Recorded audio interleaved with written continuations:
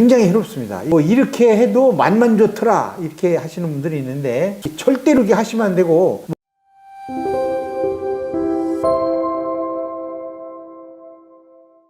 선생님, 어떤 소금을 어떻게 먹어야 하는가요? 라는 질문이 있는데 어떤 소금을 어떻게 먹어야 할까요? 소금을 우리가 육안으로 봤을 적에 일단 깨끗해야 됩니다. 그 다음에 이제 우리나라에 많은 외국 소금이 수입되고 있습니다. 특히 히말라야 소금이나 터키 소금, 안데스 소금, 프랑스 소금 이런 소금들이 들어오는데 제가 명예를 걸고 이야기를 하는데 한국 소금처럼 좋은 소금이 없습니다. 한국 소금 제일 좋아요. 근데 한국 소금을 드시려면은 한국 소금도 그냥 먹기에는 안전하지가 않아요. 왜냐면 식약처에서 소금의 어떤 기준을 정해놨어요. 수는 몇 프로까지, 납은 몇 프로까지, 카드뮴은 몇 프로까지, 비소는 몇 프로까지 이렇게 기준을 정해놨어요. 0.01%, 뭐 0.001% 뭐 이렇게 기준을 정해놨는데 그런 것도 사실은 우리 몸에서 용납하지 않습니다. 계속 장기간 먹으면 쌓이게 돼 있어요. 이런 중금속이. 그래서 우리 조상들은 이것으로 간장을 담았어요. 그리고 이 조선 간장을 소금을 굉장히 많이 넣어가지고 거의 염도가 15% 엄청 짠 거죠. 15%면은 이렇게 해서 이제 드셨는데 그것도 바로 드신 게 아니고 3년을 묵혀놔요. 3년을 묵혀놓으면 소금 속에 있는 각종 중금속이나 나쁜 것들을 미생물들이 전부 분해를 해. 분해를 해가지고 전부 없애버립니다. 그래서 3년이 지난 조선 간장 이걸 드시면 돼요. 소금은 그냥 먹는 게 아니에요. 그런데 이게 이제 현실적으로 어려워요. 전부 뭐 아파트 생활하고 또 이런 조선 간장을 파는 데도 없어요. 조선 간장처럼 이렇게 만들어 팔면은 간장 한 병에 몇십만 원씩 해야 돼요. 3년 동안 묵혀놓는다고 생각해 보세요. 그런 애로사항이 있는데 좋은 소금이 있습니다. 미네랄이 한 40여 종류가 그대로 살아있고 그 다음에 이 미네랄도 무기질이 아니고 유기질 활성 미네랄 성질 띤 소금인데 pH가 13이 나오고 13 정도 나오는 알칼리면은 거의 포도 껍데기나 그 다음에 당근, 도마도에 들어있는 미네랄 수준이다 이렇게 보시면 돼요. 비트 이런 것들이 빨갛잖아요. 그 정도의 수준의 미네랄을 가지고 있는 그런 소금 드시면 됩니다. 그리고 이런 소금을 얼마나 먹어야 되고 언제까지 먹어야 되냐 이렇게 질문하시는 분들이 계세요. 아니 소금 지금까지 먹고 살아오셨잖아. 소금 안 먹고 살아온 사람 있어요? 오늘 태어난 애기부터 내일 죽는 사람까지 소금은 계속 먹어야 되는 거예요. 소금은 먹으면 우리 몸에서 36시간이 되면 소변 대변으로 다 빠져나간다 이렇게 돼 있습니다. 계속 먹어줘야 되는데 얼마큼 먹어야 되느냐 하는 것은 제가 염도 측정을 통해서 체크하라고 알려드렸고 소금 드시면은 맘 놓고 드시면은 너무 값이 쌉니다. 이게 사실 이게 한 4, 5년 전에는요 거의 처음에는 이제 50만 원 하다가 30만 원 하다가 점점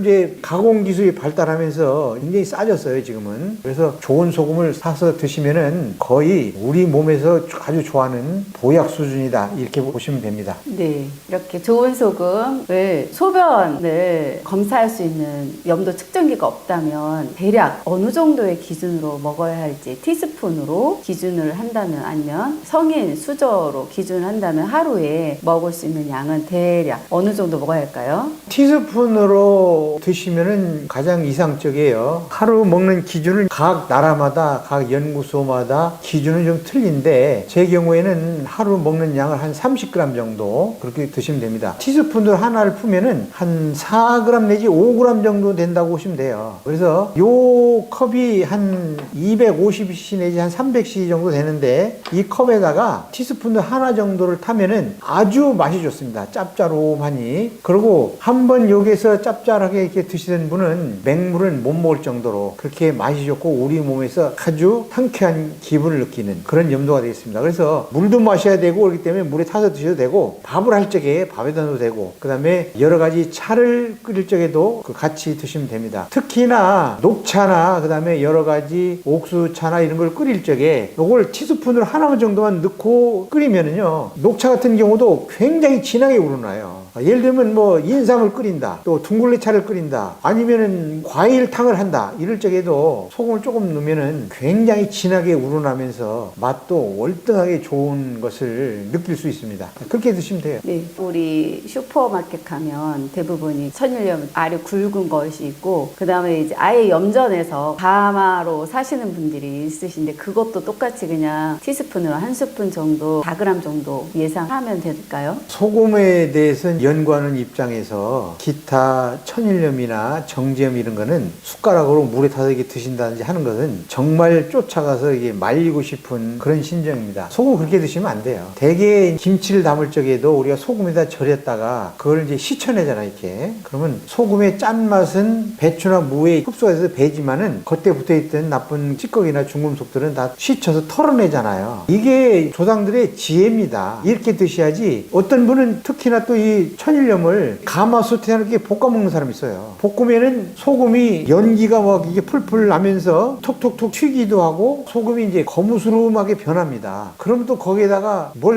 약초도 넣는 사람이 있어요. 이거는 굉장히 해롭습니다. 절대로 이렇게 하시면 안 되고 뭐 이렇게 해도 맛만 좋더라 이렇게 하시는 분들이 있는데 소금을 으설피 가마솥에 볶으면은 다이옥신이 10배는 더 증가해요. 암의 원인이라고 암 발암물질이라고 하지 않습니까? 이 다이옥신이. 이 다이옥신이라는 것은 어떤 물질이고 태워서 타다 말았을 적에 숯이 됐을 적에 그게 거기서 다이옥신이 발생하는 것이지 태우지 않은 것은 다이옥신이라는 게 없어요. 차라리 천일염을 그냥 먹을지언정 이 볶아서 먹는 거는 절대로 안 됩니다. 금물입니다. 만약에 그 볶은 소금을 병아리나 이런 동물에 주잖아요. 바로 죽어버려요. 그 정도로 고기 흡수되어 있는 게 볶은 소금이에요. 그래서 이렇게 천일염 모양 고되어 있지만 거무스름하다든지 이런 거는 정말 주의를 하셔야 됩니다. 네, 그럼 천일염 뭐 10년 동안 간수 뺀 소금도 있다 이런 것도 좀 피해줘야 되는 거죠, 선생님? 네, 그 10년 된 간수 뺀 천일염은 일단 거기에는 산화물질이 간수라고 하는 그 성분이 황산, 질산, 염산 이런 산이 이제 많이 들어있는데 그런 것들이 거의 이제 많이 빠졌다고 볼 수가 있어요. 그리고 손에다 놓고 이렇게 비벼가지고 훅 하고 풀면은 훅 다 날아갈 정도로 아주 고실고실하게 마른 소금 이게 이제 5년 됐다 10년 됐다 이런 천일염인데 옛날에는 그런 식으로 해서 이렇게 요리를 많이 했습니다. 그리고 그런 소금은 완벽하진 않지만은 먹어도 그렇게 큰 문제가 되진 않아요. 그래서 우리 조상들은 가을이 되면 김장할 적에 소금을 한 50포대 사가지고 한 10포대는 김장을 담고 나머지 40포대는 허청이라는 거 창고에 쌓아둬가지고 몇 년을 묵힙니다 이게. 그래서 간수가 다